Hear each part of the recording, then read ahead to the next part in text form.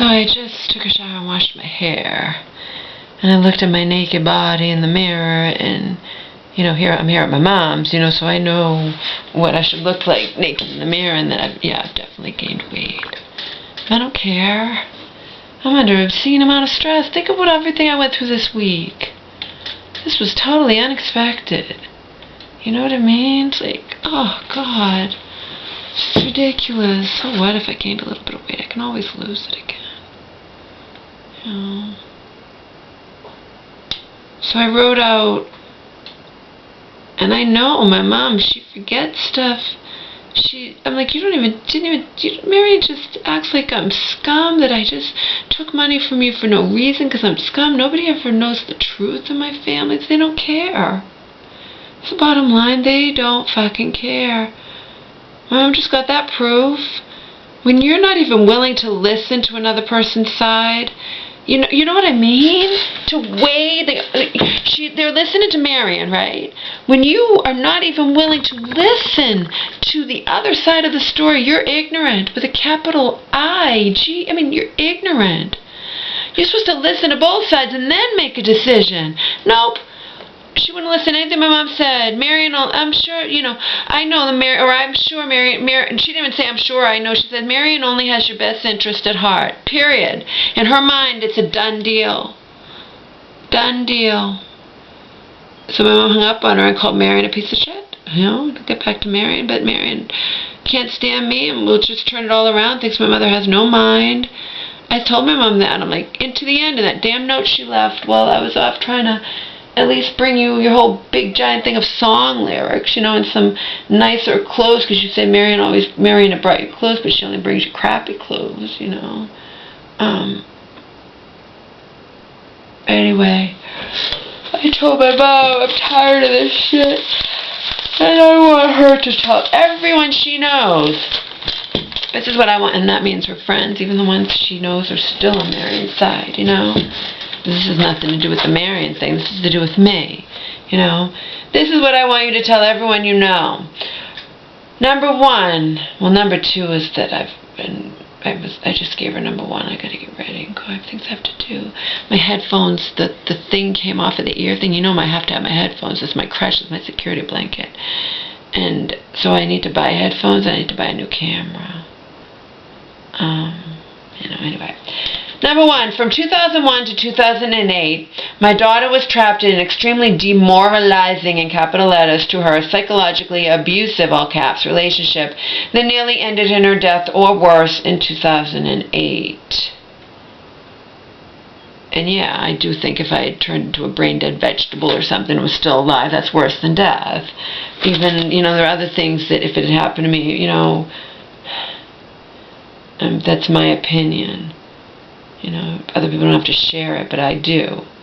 And to me, worse things could have happened to me on November 4th, 2008, when Donald shot me down and that back was down that hill, and I smashed the back of my head and blacked out and had the giant lump in the back and woke up to stranger. He was gone. I could have been bleeding to death, could have been anything, but worse things could have happened to me than even death, okay, as far as I'm concerned. Abusive relationship that nearly ended in her death or worse in 2008. Despite the trauma, in all caps, my daughter had suffered at the hands of this abusive loser, all caps, for far too many wasted, all caps, years of her life. My daughter chose to live with him and his mother until 2012 because my daughter wished to be near her dog, and because after my daughter's entire family turned against her in 2009. I said right to my mom, including you threw me out on the street like an animal, She literally had nowhere else to go. In March of 2012, my daughter's former loser of a boyfriend, I was living with him platonically. He wasn't my boyfriend anymore, but he still treated me the same way he had. There was just, there was no affection or sex or anything like that, and the sex had always been disgustingly horrible with him anyway. Sadly, I shouldn't even say disgustingly, I should say sadly, because that fucked me up in more ways you can imagine as well. Anyway, reached down to where my daughter was sitting on the couch and briefly choked my daughter while his supposedly, quote, devout Christian, unquote, mother, who was pissed off at my daughter, just like her son was pissed off, at me, and watched Oh, pissed off at my daughter, stood and watched and said nothing to stop her son from choking my daughter. Once this evil man stopped choking my daughter on his own, of his own volition, he stopped. I couldn't have stopped him. He stopped. His mother didn't say anything, and I was busy being choked. How could I stop him, He, with both hands, he reached down and choked me. I was sitting on the couch. He and his mother took off with my daughter's dog. While they were all out of the house, my severely shaken up daughter secretly called the police and filed a report, but refused to listen to the cops and leave without her dog, whom she ultimately grabbed and ran away with the next day, the moment she had the opportunity to do so. This took place on March 7, 2012, the day my daughter finally escaped for good from the man who had been gleefully, because yes, Donald was gleeful in his torment of me, crushing my daughter's self-esteem into the dust for 11 wasted years of my daughter's life. Yes, I do consider those years wasted. And the beat goes on, I said, little too late, Mom. You're finally waking up, but the damage to me is done. That rhymes. Little too late, Mom. You're finally waking up, but the damage to me is already done. I am a psychologically, emotionally, sexually fucked in the head basket case at this point. Emotionally, psychologically, sexually damaged, probably more than likely beyond repair.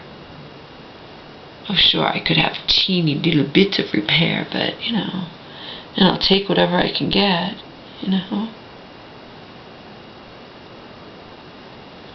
But I'm damaged goods, admittedly so.